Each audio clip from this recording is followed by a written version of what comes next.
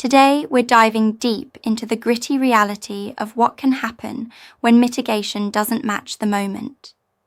And this one's for everyone in field operations who's ever been caught off guard by a startup that seemed routine, until it wasn't.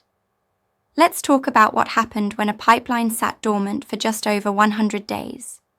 The wells upstream were shut in, no flow, no immediate concerns.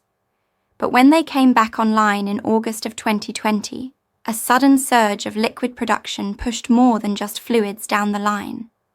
What surged forward was a slurry of corrosive biomass debris, mobilized from deep in the wellbore, where it had quietly incubated over time. This wasn't expected. Previous operations in the area hadn't shown this kind of behavior. The system was piggable. It had continuous corrosion inhibitor injection. And after the startup, routine pigging began. 14 days later, then monthly. But here's the critical detail.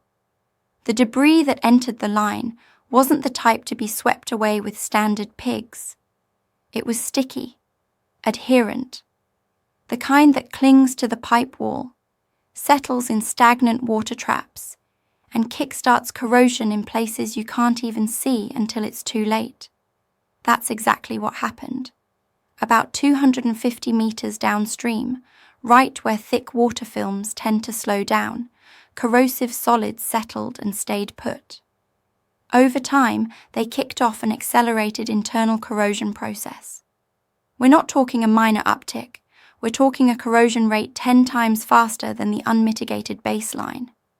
From the outside, the pipe looked clean, but underneath, a pitting event began, likely as a pinhole leak, and it sat there quietly for months, maybe even longer, until the day it didn't. On March 24, 2024, the pipe failed.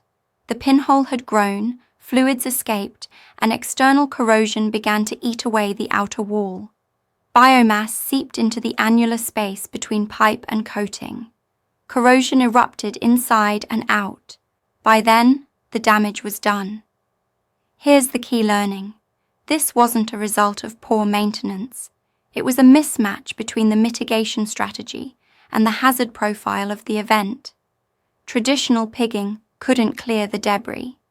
Continuous inhibitors didn't stand a chance.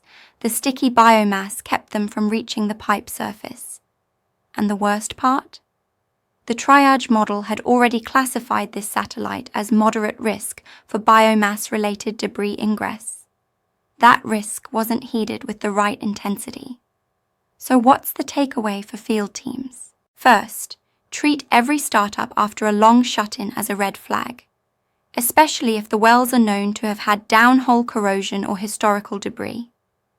Second, pig aggressively, daily if needed, wire brush pigs, until you're confident debris isn't coming back in the returns.